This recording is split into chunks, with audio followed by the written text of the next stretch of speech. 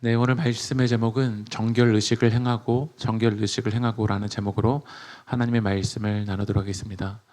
이제 사도행전에 거의 이제 막바지를 향해서 우리들이 나아가고 있습니다. 사진을 보여주면요, 이제 이 바울의 3차 전도행의 마지막 도착지가 어디냐면 예루살렘입니다. 바울이 두로에 머물렀을 때 제자들이 가지 말라고 했습니다. 왜냐하면 예루살렘으로 가는 길은 환난과 고난이 있다고 했죠. 두로에서도 가이사랴에서도 또 제자들이 막았습니다. 가지 마십시오. 예루살렘으로 가는 그 길은 고난과 역경이 있습니다. 그러나 바울은 가겠다라는 거죠. 왜냐하면 길이니까요. 우리 세계교회 성도님들이 나아가는 그 여정 가운데 고난이 있고 환난이 있지만 길이면 걸어가는 성도, 길이면 그 길을 끝까지 걸어가는 성도가 되길 주님의 이름으로 축복합니다. 바울이 이제 예루살렘 교회에 도착했는데 예루살렘 교회 지도자들과 그 형제들이 어떻게 했는지 한번 말씀 읽어볼까요? 17절 18절 한번 읽어보겠습니다. 시작. 예루살렘에 있는 이 형제들아, 우리를 기꺼이 영접하거늘 그 이튿날 바울이 우리와 함께 야고보에 들어가니 장로들도 다 있더라. 예루살렘에 누가 이르렀냐면 바울이 이르렀습니다. 그러니까 예루살렘 교회 성도들이 바울을 어떻게 했냐면 영접했습니다. 영어 성경으로 찾아보면 receive us warmly라고 되어 있습니다. 따뜻하게 그들을 받아준 거죠. 이 야고보, 오늘 우리들이 읽은 야고보는 야고보 사도는 아닙니다. 야고보 사도는 이미 뭐했냐면 순교했습니다.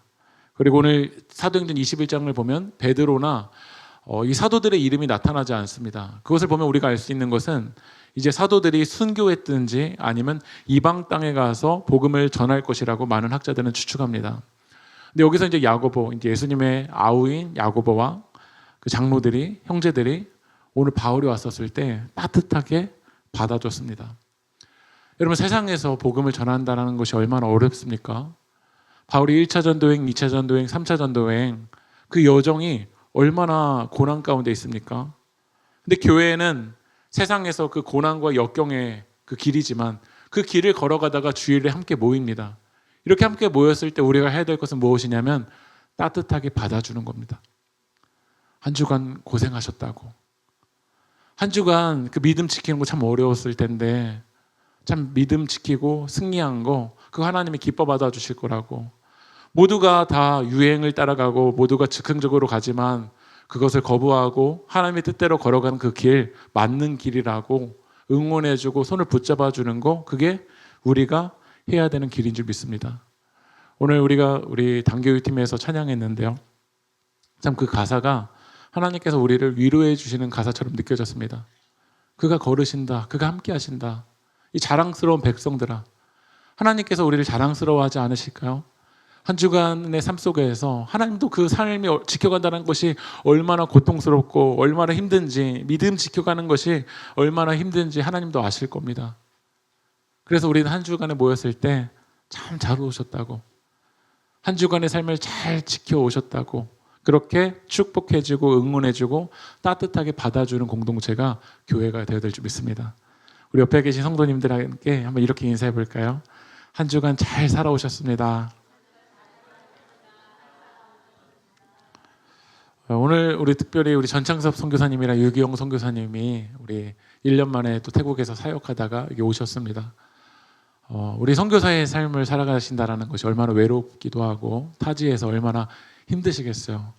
또 그렇게 사역을 하시고 또 이렇게 고국에 방문하셨을 때 우리 세계교회가 따뜻하게 선교사님을 기도해드리고 손을 붙잡아주고 함께 격려하는 그런 공동체가 우리들이 되어야 될 줄 믿습니다. 바울은 예루살렘 교회에 도착해서 어떤 사역을 했냐면 말씀 읽어볼게요. 사도행전 21장 19절 말씀 읽어볼까요? 시작. 하나님이 자기의 사역으로 말미암아 이방 가운데서 하신 일을 낱낱이 말하니, 바울은 하나님이 이방 가운데 행하신 일을 전했습니다. 교회는 모여서 해야 될 게 뭐냐면 자기 자랑하지 마십시오. 나 한 주간에 여기 갔다 왔다, 나 이런 거 먹어봤다, 나 이런 위치에 있다, 그게 아니라 하나님이 내 삶 가운데 하신 일을 증거해야 됩니다. 우리는 자랑이 아니라고 생각하지만 그 자랑 때문에 누군가는 아플 수도 있습니다. 그래서 교회 공동체는 같이 모였을 때 하나님이 내 삶 가운데 하신 일을 간증하십시오. 말씀과 삶을 통해서도 하나님이 내 삶 가운데 역사하셨던 것을 드러내십시오. 그러나 전할 것이 없다, 우리 주일에 모여서 전할 것이 없다. 그러면 생각해 봐야 됩니다. 내가 세상에서 하나님의 뜻대로 살아가려는 그런 몸부림침이 정말 있었는지. 우리가 말씀과 삶의 그 네 번째 질문이 결단이잖아요. 근데 우리는 그 결단을 금방 잊어버리는 것 같아요. 저부터도 결단해놓고 그 다음날 내가 어제 뭐 결단했지? 금방 잊어버리는 게 인간입니다. 그래서 우리는 기억해야 됩니다. 적어야 됩니다. 내가 무엇을 결단하고 한 주간의 삶 속에서 구체적으로 어떻게 하나님의 뜻대로 살아갈지 그것을 몸부림쳐야 여러분의 신앙이 자랍니다. 그걸 하지 않으면 신앙이 자라날 수는 없습니다. 그냥 듣는 것으로만 끝나고 영적인 비만으로만 끝날 겁니다. 여러분들이 영적인 어른으로 자라나기 위해서는 하나님의 말씀을 여러분의 삶 속에서 적용해 봐야 됩니다. 우리 세계교회는 세상에서 길을 살아내는 공동체입니다. 그러나 세상에서 세상처럼 살아가면 자라날 게 없습니다. 세상에서 세상처럼 살아가면 주일날 할 말이 없습니다. 그러나 바울은 1차 전도여행과 2차 전도여행과 3차 전도여행에서 이방 가운데서 작고 연약하고 죄인인 괴수인 나를 통해서 하나님이 어떤 일을 하셨는지, 하나님이 얼마나 살아계신지, 하나님이 지금도 역사하시는 그 하나님을 전했다라는 거예요. 제가 요즘 도서관에서 금요일마다 공감대와 모임을 갖습니다. 저도 이제 벌써 한 16기를 제가 이 도서관에서 16번째 모임을 제가 만들고 이게 가르치다 보니까 이론만 가르쳐줘서는 이게 변화가 일어나지 않는 거예요. 그래서 이제 지금은 어떻게 하냐면 한 주간의 과제를 드립니다. 제가 어떻게 공감할지 그 과제를 드려요. 근데 어떤 어머님들은 그거를 잘 기억하고 삶 속에서 적용하고 삶의 숙제를 해옵니다. 근데 어떤 어머님들은 한 주간의 삶 속에서 아무런 생각도 하지 않고 그냥 옵니다. 누가 변화가 일어날까요? 그걸 기억하고 삶 속에서 치열한 몸부림침이 있었던 분이 자라나고 일어난다라는 거예요.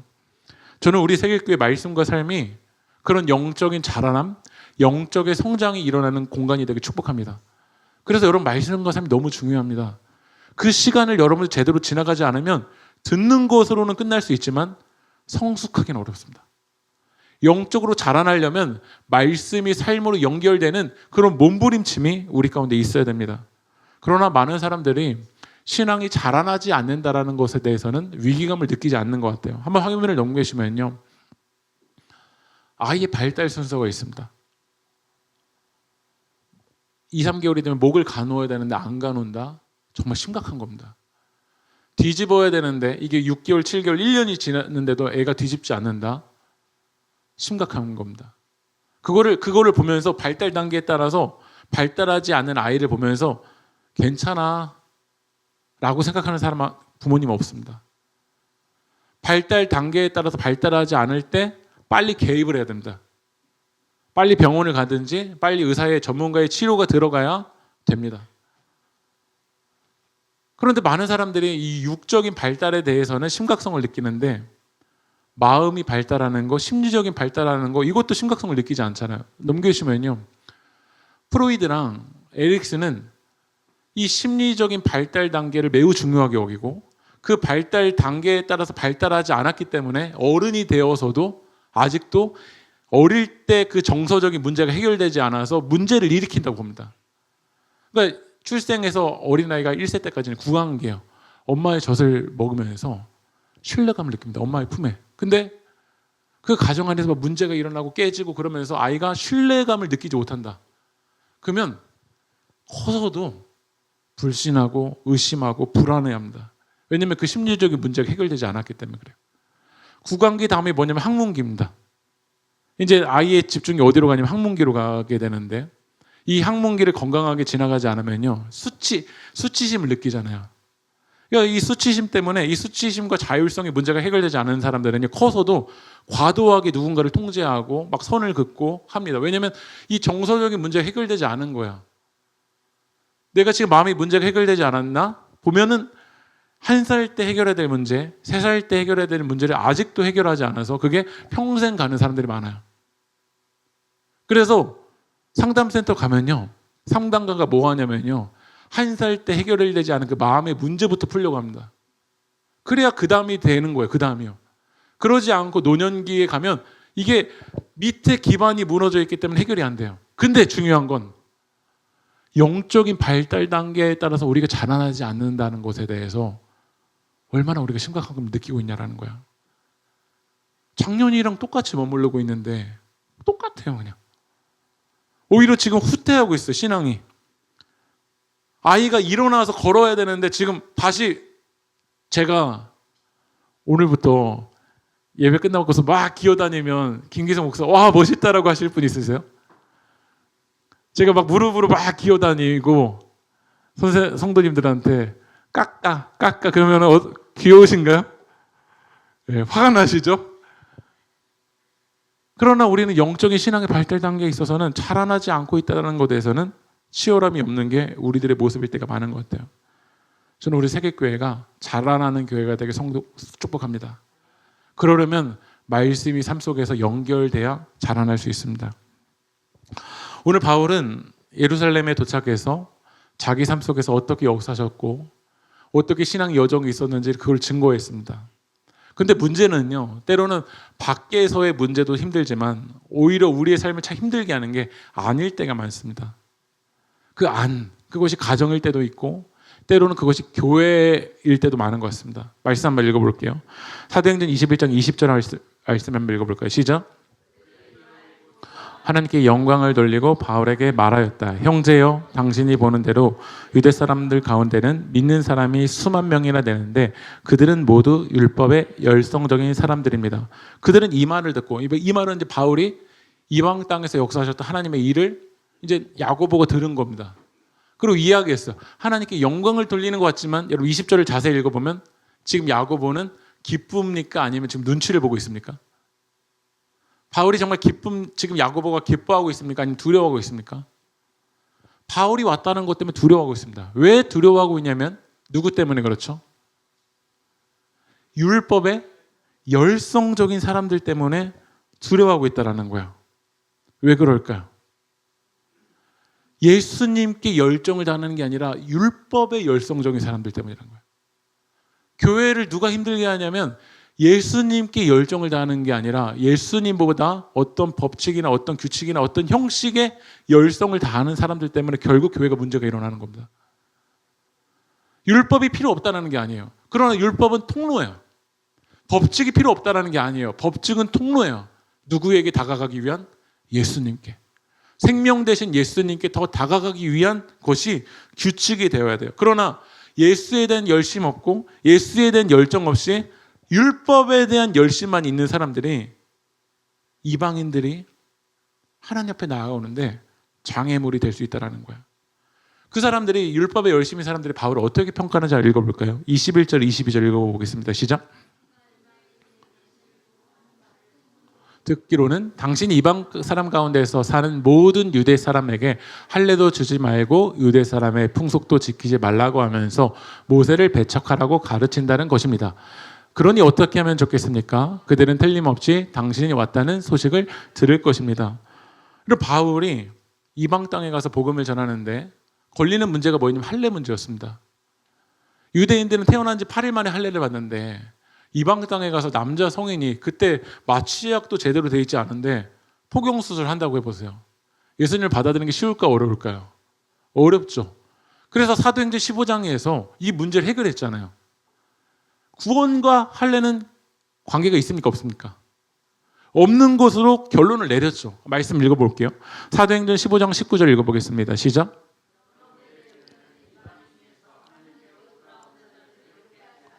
사도행전 15장에서 사도들의 회의가, 첫 번째 회의가 일어났어요. 그때 할례 문제를 어떻게 결론 내렸냐면 이방인들이 할례를 받지 않고 주님 앞에 나와도 되는 것으로 결론을 내렸어요. 그런데 시간이 한참 지나니까요, 그 본질은 잊어버리고 뭐만 남냐면 율법에 대한 열심만 남는다는 거예요. 이게 우리들에게도 적용이 됩니다. 신앙생활이 한 해, 두 해 지나가다 보면 예수님께 관심이 없고 내게 익숙한 교회 문화, 내게 익숙한 교회 전통, 내게 익숙한 교회 규칙에만 열심을 내는 사람들이 있습니다. 다시 말씀드리지만 규칙이 필요 없다는 것도 아니고 법칙이 필요 없다는 것도 아니고 전통이 필요 없다는 것도 아닙니다. 왜 전통이 필요할까요? 왜 규칙이 필요할까요? 예수님 때문에 필요한 거 아닙니까? 그러나 예수님은 빠지고 율법에만 열심을 다하는 사람들 때문에 오늘 바울이 예루살렘께 오는데 방해가 되고 있고, 그리고 야고보는 그들을 두려워하고 있는 거예요. 왜냐하면 예수가 아니라 다른 곳에 열정을 내고 있거든요. 저희 세계교회는 제가 이렇게 보면 우리 성도님들의 모습이 다 보이거든요. 누가 주무시는지, 누가 핸드폰 하는지 뭐 다 보입니다. 근데 우리 세계교회는 저는 성도님들의 말씀을 정말 잘 들으신다고 생각이 들어요. 말씀을 들으시는 태도가 너무 좋으시다고 생각이 들어요. 근데 말씀을 이게 적을 때 어떤 분은 노트에도 적으시지만 어떤 분은 어디다도 적죠? 핸드폰에 이렇게 적으시는 분들도 있습니다. 저는 좋다고 생각합니다. 그래서 제가 세계교회 예배 때 핸드폰에 노트하는 걸 보고 왜 예배 시간 핸드폰에? 라는 말을 안 했잖아요. 왜냐하면 저는 그걸 좋다고 생각하거든요. 말씀을 새기고 기록하니까요. 근데 이게 교회 역사가 100년이 넘은 교회 소문이 난 거예요. 뭐라고 소문이 났냐면 김기승 목사가 예배 시간 핸드폰 하게 만든대. 어떻게 예배 시간에 핸드폰을 허락해? 이게 소문이 난 거예요. 네. 어떻게 느껴지세요? 그 100년이 넘은 교회 어떤 분은 와 진짜 청년들이 그래도 말씀을 기록하려고 몸부림치네, 이걸 기뻐하는 사람이 있는데 그건 소수고, 대부분의 사람은 김기승 목사가 예배 시간에 핸드폰 허락한대. 저게 목사야? 이렇게 이제 소문이 난 거예요. 지금 예루살렘 교회가 그런 상황이 된 겁니다. 이번에 그 전란이라는 이제 영화가 나왔는데요. 그 전란이라는 영화가 선조에 대한 그 왕에 대한 배경입니다. 임진왜란이 이제 우리나라에 일어났어요. 근데 일본군이 부산에 상륙했는데 그게 파죽지세로 막 북진해서 올라오니까 조정이 어떻게 했냐면 이 한성을 버렸어요. 수도를 버리고 어떻게 했냐면 개성으로 피난했다가 평양으로 갔다가 결국 우주까지 퇴각했고, 원래 선조는 명나라까지 이제 그러니까 우리나라 버리고 가버리려고 했었어요. 그 사이에 경복궁이 어떻게 됐냐면 다 불타워 버렸어요. 그 다음에 이제 임진왜란이 끝난 다음에 선조가 다시 온 거예요. 선조가 돌아온 뒤에 어디에만 관심을 갖냐면 경복궁에만 관심을 갖는 거야. 지금 백성들이 굶어 죽고 있는데 뭐 하고 있냐면 경복궁만 줘야 된다라는 거야. 선조는 도망갔는데 그때 의병 장군, 김덕령 장군 같은 사람들이 진짜 아무도 다 왕들도 정치 지도자들도 다 도망갔는데 이 백성들이 막 목숨 걸고 싸우고 했었던 그런 김덕령 장군 같은 분들이 있었어요. 이제 선조가 왔으니까 이분들을 취하해야 된다라고 하는데 선조에겐 그게 들리지 않는 거야. 뭐만 들리죠? 경복궁. 경복궁이 왜 필요한데요? 백성을 위해서 필요한 거 아닙니까? 경복궁이 도대체 뭔데요? 전 경복궁이 필요 없다는 얘기가 아닙니다. 왜 필요한데요, 경복궁이요? 다시 말하면 우리의 신앙 속에서도 경복궁이 왜 필요한데요? 그 규칙이 왜 필요한데요? 그 열심이 왜 필요한데요? 예수 때문에 필요한 거 아닙니까? 한 영혼이 주님 앞에 오기 위해서 그게 필요한 거 아닙니까? 근데 그건 안 보이는 거예요. 그러니까 예루살렘 교회 리더들이 두려워서 바울에게 제안을 합니다. 어떤 제안을 하는지 읽어볼게요. 사도행전 21장 23절 24절 한번 읽어볼까요? 시작.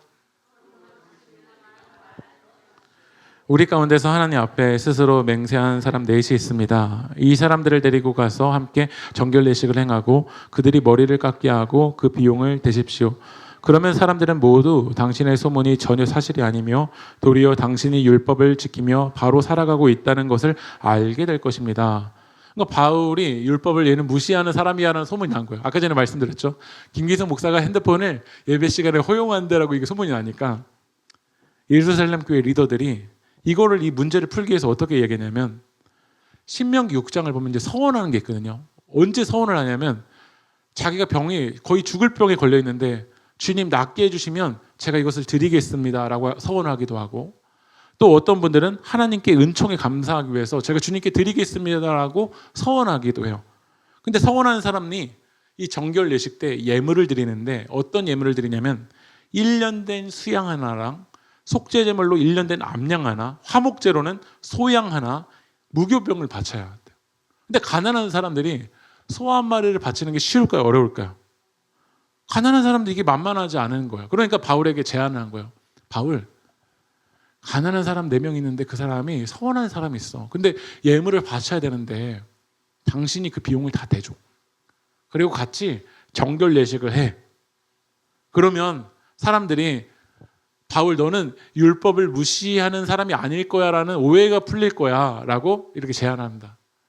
그럼 여러분이 만약 바울이라고 얘기를 해요. 예루살렘 교회가 이렇게 제안을 했어요.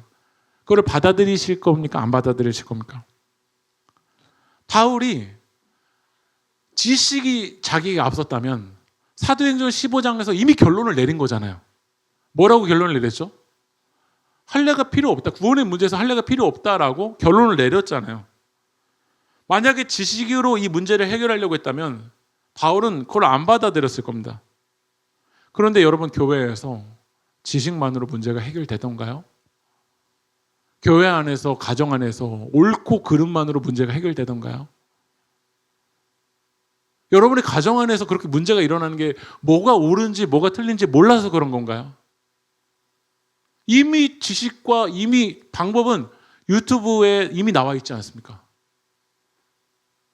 이미 책 안에 답이 있지 않습니까? 그런데 우리의 삶 속에서 갈등이 일어나는 게 지식 때문이냐라는 거예요. 바울이 이 제안을 어떻게 하는지 한번 읽어볼게요. 26절 말씀 읽어보겠습니다. 시작. 함께 정결 예식을 한 뒤에 성전으로 들어갔다. 그리고 정결 기한이 차는 날짜와 각 사람을 위하여 예물을 바칠 날짜를 신고하였다. 바울이 예루살렘 교회의 제안을 받아들입니까? 아니면 거부합니까? 받아들이고 정결 예식을 하러 갑니다. 이게 타협일까요? 바울에게요? 바울은 논증에 있어서는 누구보다 많은 은사를 가지고 있는 사람이었습니다.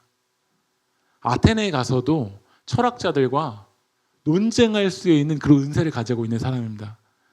바울이 예루살렘 교회와 싸우지 못해서 그런 게 아닙니다. 그런데 예루살렘 교회의 제안을 받아들입니다.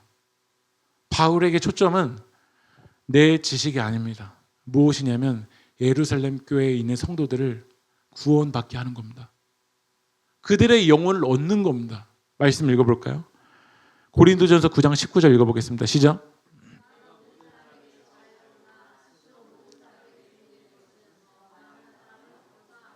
바울은 자유합니다. 지식적으로 자유합니다.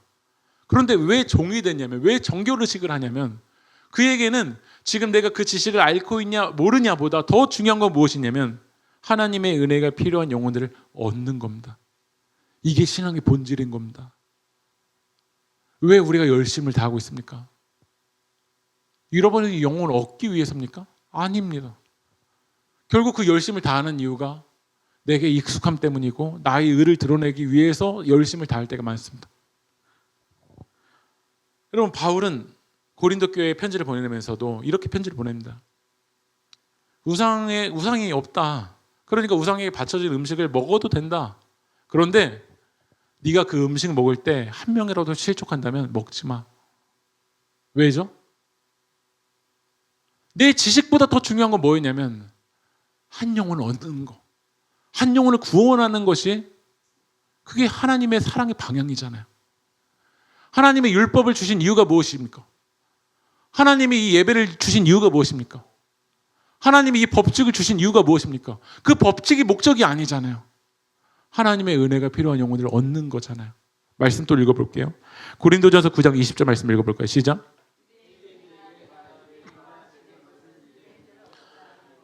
율법 아래 있는 자들에게 내가 율법 아래 있지 아니하나 율법 아래 있는 자같이 된 것은 율법 아래 있는 자들을 얻고자 하며. 바울이 지금 유대인들에게 유대인처럼 됐습니다. 그거 타협한 게 아니죠. 무엇이죠? 그 영혼을 얻기 위해서. 율법 아래에 있지 아니한 자들에게 율법 아래에 있는 자처럼 된 게 그가 카멜론이어서 아니죠. 그의 초점은 어디냐면 영혼 구원에 있는 거예요. 얻고자 하며. 그게 바로 우리 세계교회가 사역하는 목적이 되야 될 줄 믿습니다. 오늘도 우리 세계교회에서 찬양할 때 CCM도 찬양하고 여러 찬양합니다. 제가 오늘 오후에 한 교회 가서 말씀을 전하러 가는데 그 교회가 100년이 넘은 교회입니다. 그 교회 100년이 넘어서 제가 유튜브로 들어가 봤더니 찬송가 형식으로 합니다. 저는 그 교회 가서 CCM 부르자고 고집 안 할 겁니다. 찬송가 부를 겁니다. 왜냐하면 제 앞에 있는 회중을 얻기 위해서. 지금 내게 뭐가 익숙하냐가 그게 중요한 게 아니라 지금 내가 마주하고 있는 그 회중이 하나님의 은혜를 얻고자 하며 유대인들을 얻고자 하며 이방인들을 얻고자 하며 그래서 바울은 예루살렘 교회 제안을 받아들인 거예요. 저는 우리 세계교회가 이 초점을 잃어버리지 않으면 우리 교회 공동체를 통해서 하나님의 사랑은 점점 흘러갈 겁니다. 그러나 얻고자 하며의 그 본질을 잊어버리면 피곤하고 지치고 사납고 교회에 오는 게 점점 곤욕이 돼버릴 겁니다. 왜냐하면 얻고자가 아니니까. 내 열심, 내 법칙, 그게 예수보다 더 앞설 때 교회만큼 사납고 교회만큼 정말 징그럽고 교회만큼 화나는 공동체가 바로 교회가 될 수 있습니다. 여러분, 영양소가 많은 음식일수록요, 관리를 제대로 하지 않으면 정말 악취가 납니다. 우유를 잘 컨디션을 유지하지 않으면 이 우유가 썩으면 어떤 것보다 악취가 납니다. 교회가 그럴 수 있습니다. 그래서 교회는 초점을 흐리는 이것들을 계속해서 점검해야 돼요.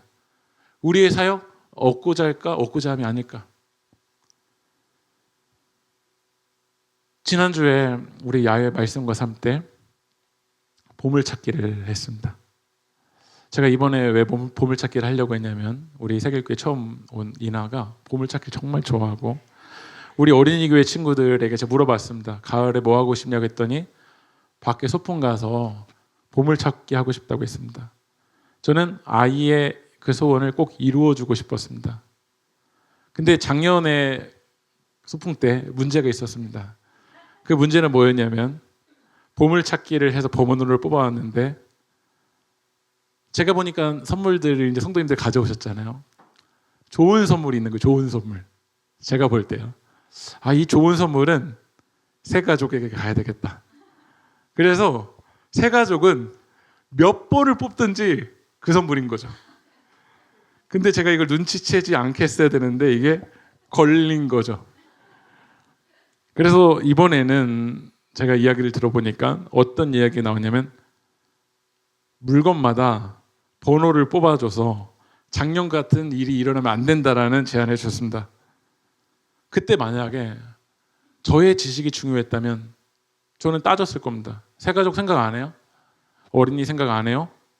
저 작년에 보물찾기 하고 저는 선물 안 가져갔어요 라고 따졌을 겁니다. 그럼 보물찾기 때문에 교회가 분열되고 교회가 싸우고, 여러분, 교회가 싸우는 게 진리 때문에 싸우는 거 아닙니다. 결국 이렇게 작은 문제에 꽂히면 그 작은 것이 전체를 불태워버립니다. 무섭죠? 그래서 지혜가 필요합니다. 저는 공평을 중요하시는 분들의 이야기도 너무 맞다고 생각합니다. 제가 만약에 세계교회 성도로서 이렇게 다녀도 뽑았는데 뽑은 거랑 다르게 선물을 받으면 정말 화가 날 것 같습니다. 그래서 그거는 그대로 유지했습니다. 하지만 아이들의 선물을 따로 해서 뭘 뽑아도 아이들의 선물은 따로 챙겨줬습니다. 물론 이게 정답은 아닐 수 있겠지만 지식보다 더 중요한 건 지혜입니다.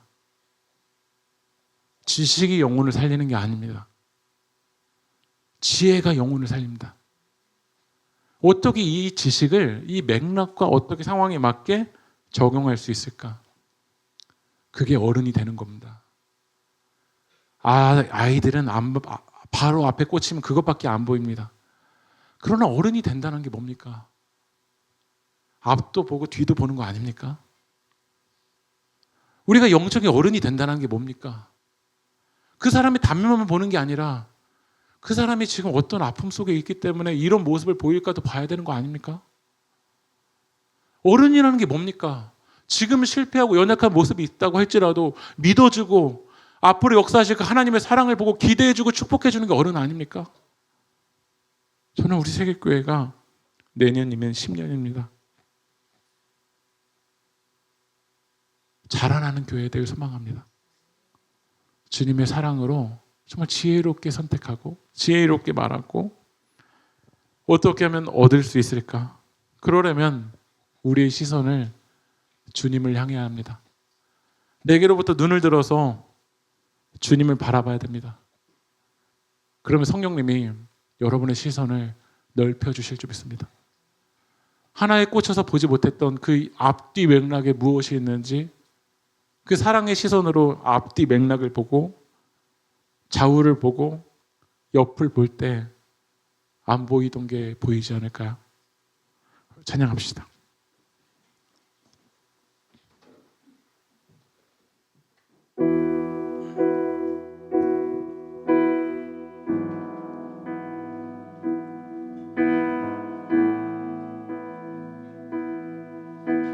내게로부터 눈을 들어 내게로부터 눈을 들어 주를 보기 시작할 때 주의 일을 보겠네. 내 작은 마음도 돌이키사 하늘을 꿈꾸게 하네. 주님을 볼 때 성령이 나를 변화시켜 성령이 나를 변화시켜 모든 두려움 사라질 때 주의 일을 보겠네.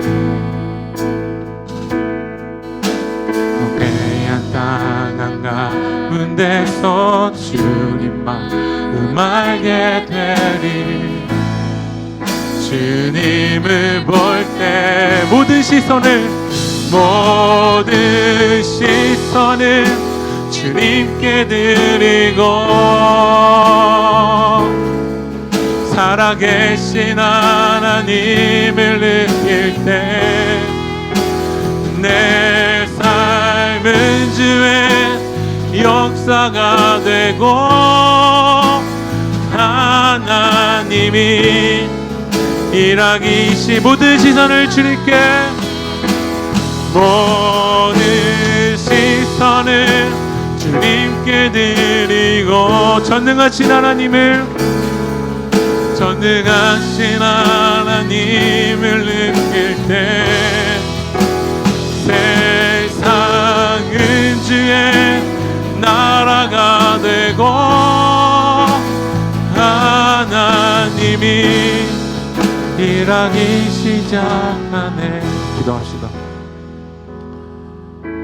오히려 안식할 수 있는, 쉴 수 있어야 되는 가정과 교회가 어느 순간 이렇게 예루살렘 교회처럼 두렵고 정죄하는 그 공동체가 돼버린 것은 예수에 대한 열심보다 내 잣대에 대한 열심, 율법에 대한 열심, 한 영혼 얻고자 하려는 그 마음보다는 나의 의를 드러내려 할 때가 너무나도 많았습니다. 오늘 시간 우리 기도하며 나갈 때 우리의 시선을 다시 한번 주님을 바라봅시다. 다시 한번 주님의 사랑을 바라봅시다. 주님의 시선으로 다시 그 영혼을 바라봅시다. 단면만 바라보는 것이 아니라 하나님의 사랑으로 바라봅시다. 그때 하나님의 역사가 일어날 줄 믿습니다. 내 잣대로 그 영혼을 바라볼 땐 너무나도 고통스럽지만 하나님의 시선으로 바라볼 때, 하나님의 시선으로 기도할 때 하나님께서 우리 세계교회 공동체를 통해서 얻고자 함이라, 그의 영혼을 얻고자 함이라, 하나님의 은혜가 필요한 영혼들을 얻고자 함이라, 그 얻고자의 그 구원의 역사가 일어날 줄 믿습니다. 오늘 주신 말씀 붙들고 우리 주님의 이름 한번 부르고 통성을 기도하겠습니다. 주여, 아버지 하나님, 오늘 시간 이 황폐한 땅 한가운데서 우리 살아가지만 오늘 성령님 나를 변화시켜 주셔서 우리 마음을 변화시켜 주십시오. 우리 시선을 주님 변화시켜 주십시오. 살아계신 하나님을 느낄 수 있도록 하나님 역사하여 주시옵소서. 내 삶 가운데 하나님의 역사가 일어나길 소망합니다. 하나님, 내 삶 가운데 하나님 일하여 주시옵소서. 아버지 하나님, 우리가 하늘의 꿈을 꾸게 하시고 그 주님의 나라를 바라보게 하시고 내 삶 가운데 주님의 역사가 될 수 있도록 하나님 일하여 주시옵소서. 아버지 하나님, 우리가 영적으로 자라난 성숙한 어른이 되어지길 소망합니다. 믿음으로 자라나는 성숙한 어른이 되어지길 소망합니다.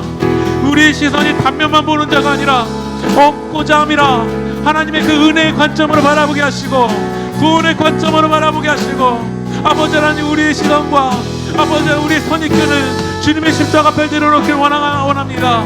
오늘 시간 하나님, 우리의 시선이 하나님의 은혜의 관점, 생명의 관점, 하나님의 은혜가 필요한 영혼들을 얻고자 함이라. 그 놀라운 하나님의 역사가 일어날 수 있도록 성령님 역사하여 주시옵소서. 우리 세계교회를 통하여 하나님 구원의 역사가 일어나기 원합니다. 아버지 하나님, 우리 세계교회 성도님들의 가정마다 하나님 쉴 수 있는 안식의 처소가 되어지길 원합니다. 율법의 열심이 아니라 예수님께 열심을 내게 하시고 하나님의 사랑의 열심을 내게 하여 주셔서 우리 시선이 변화되어서 아버지 하나님, 이 교회 공동체가 하나님의 사랑을 드러내고 하나님의 영광을 드러내는 공동체로 살아갈 수 있도록 주님 인도하여 주시옵소서. 성령님, 우리 시간 우리 가운데 역사하여 주셔서 우리 시선을 변화시켜 주십시오. 나의 열심이 어디에 있는지 주님 다시 한번 오늘 깨닫게 하여 주셔서 우리 시선이 예수를 향하게 하시고 우리 시선이 예수님이 바라보는 그 영혼 얻고자 함이라에 우리의 초점이 맞춰질 수 있도록 인도하여 주시옵소서. 다시 한번 우리의 신앙생활을 되돌아봅니다. 우리의 동기가 얻고자 함이 아니라 나의 규칙과 내 잣대와 내 선입견이 더 앞서 있었던 우리 강팍한 저희의 마음을 주님 깨워주시고 우리 세계교회가 얻고자 함이라 그 하나님의 구원의 초점을 맞춘 교회가 되어서 우리 교회를 통하여서 주님의 사랑이 드러나고 하나님의 은혜가 필요한 영혼들이 구원받게 되는 놀라운 일들이 일어날 수 있도록 주님이 인도하여 주시옵소서. 이 모든 말씀 살아계신 예수님의 이름으로 기도합니다.